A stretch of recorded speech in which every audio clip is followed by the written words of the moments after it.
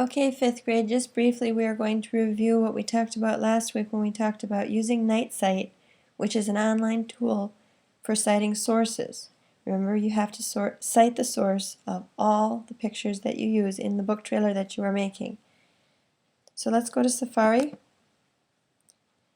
and Google Knight Cite, Knight space CITE. Actually, there's no space here. Don't have to put in a space. Okay, click on that. This talks about citing a basic book, but we're going to go all the way to the bottom to citing an entire website. Click on that. Okay, remember that a website can have a normal author, a group author, in other words, the website's put out by a whole group, or the author might be unknown. You can also change the number of authors by clicking on this little arrow here to get a drop-down menu. Depending upon what information you put in here and here, this information down here will change. So let's take a look at my document, my sources for my book trailer images. When I was making the Far North book trailer, I used an image of the Nahanni River, and this is the website where I got that picture. Here's the picture. And by the way, I hope you enjoyed Far North as you started it today. So you always look at the home page if there is one on a website. You always look at the About Us pages, and you always look at the Contact Us pages. And you always want to go down to the bottom of the pages because you find some interesting information down there when you're looking for this information. So let's go to the home page and see if we can find out who the author of this website is. Okay, we've got the Canadian Heritage River System. That is the title of the website. If you go to About Us and you look at Governance, okay, you see that the Canadian Heritage River System is governed by a CHRS board. And that's not necessarily the board that oversees the website, but it's the board that oversees the river system. Okay, you might want to read through any information that you find on these pages so that you know that you're getting the right information. Let's look at the Contact Us page. Okay, we've got a manager here for the Canadian Heritage Rivers Board Secretariat, not necessarily the website editor. However, look down at the bottom of the page and you can find the date. So let's go back to Knight Cite.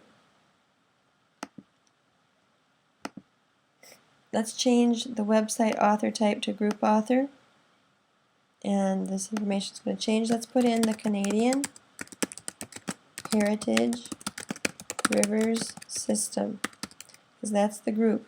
It's also the title in this case. It isn't always the same, but in this case, for the website for the website title and the group author, we have the same thing. But do be careful that you include correct capitalization, and spelling. Whoops, edit. I accidentally hit enter before I was ready. If that happens to you, just go back and hit edit and you can finish.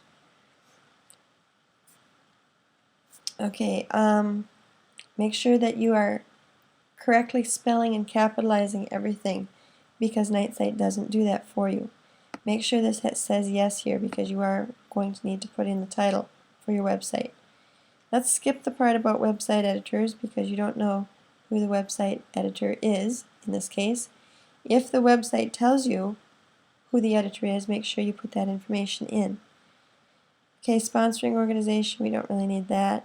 Example would be PBS, if PBS was sponsoring the website. Date published, if we looked on the website, at the bottom, you'd find the date, 2011. So put that in. You don't know the month and the year, though. That's okay. If you don't know the information, can't find it on the website, skip it. But make sure that you do look carefully, because it might be there, just in a funny place. Usually on the About Us page, on the Contact Us page, or on the home page. Was the resource found using a database? You should say no, because you're just using Google, so no database. Is the URL too long to cite? No. The date accessed means the day you got to the website. That will always be today's date. So puts it in for you. Include URL. Always put yes, and this is how you get the URL. Notice this box pops up. You go back to that website you were looking at. You can start at the home page.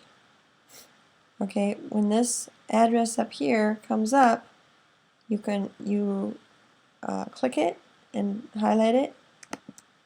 Then control click is what you need. Control plus click. This menu will come up. You need to copy and press Command V to paste in like that. Then you hit submit, and here is your citation. What you have to do then is you have to copy it, and you need to make a Word document, so go down here to Word. Oops, hold on a second. Let's go back here. Control click and get the drop down menu again. Copy. Okay, then go to Word. Oops, make a new document. New blank document. Okay, I'm starting to cite my sources. Citations. Let's make that a little bigger so you can see it.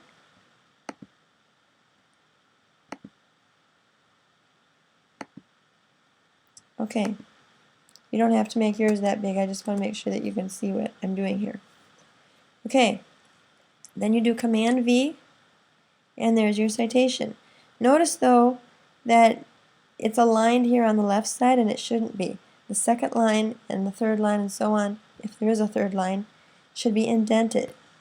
Okay, so you go to the end of the first line here, press return, and then press tab. Return and tab from the end of the line. Okay, let's undo that and try it again. Go to the end of the line, press return. Oops. Just press it once. So return. Oops. Okay, return and tab. There we go. And that's your citation. Very nicely done.